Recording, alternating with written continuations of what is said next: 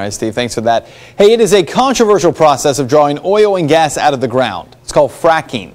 And while some say massive deposits of fossil fuel under Ohio, Pennsylvania, and West Virginia could be a game changer, others say the risk is too high.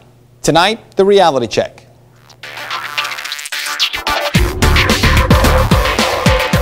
Well, the process of fracking is a fairly new technology used to extract oil and gas from under the ground, especially in areas like Ohio, where conventional drilling is too difficult and too costly.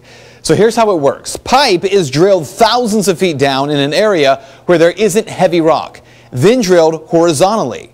Water and chemicals are pumped through to break up the shale. The water is then withdrawn, and that pulls with it oil and natural gas.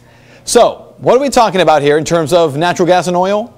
The potential of 5.5 billion barrels of oil and 15 billion cubic feet of natural gas, which is at least an 82-year supply.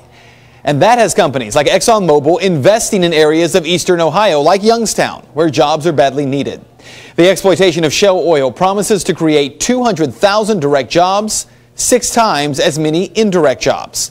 Critics of the president say instead of wasting time blowing taxpayer money on wind power and solar power, where the technology just isn't there yet, we should be investing in these technologies. Instead of investing in this gold mine of natural gas, he's been wasting a lot of money on solar, wind, and low return energy sources that don't create as many jobs. We all know the mess that was Solyndra, the administration spending more than $500 million on a company they hoped would lead the way on solar technology, but collapsed because the technology they used was too expensive, and the technology they were trying to avoid using became much more affordable. That's a whole other story, though.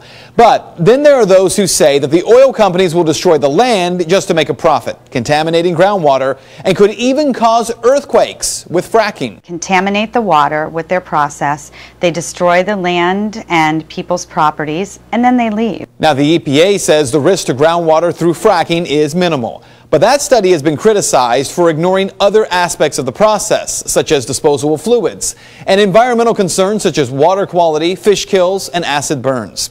And by the way, no earthquake has actually been linked to fracking. But here's what you need to know. To the big question, is this too risky? Let's talk about risks. How risky is it that our nation, which sits on so much clean natural gas, has been so slow about getting off our addiction to foreign oil? Even today, the U.S. government puffing its chest with Iran over the Strait of Hormuz, and how we might go to war with the Iranians if they try to stop the transport of oil. Even as that's happening, OPEC continues to decide all of our oil prices. So how does that make more sense than heavily regulated drilling in our own country, especially in areas of the country like Youngstown, where jobs and new technology is so badly needed? And that is Reality Check. If you'd like to make your voice heard on this story, you can do so by searching for my Facebook page. All you have to do is go to facebook.com/Ben Swan Reality Check. We made it super easy to find. Get on there, tell me what you think.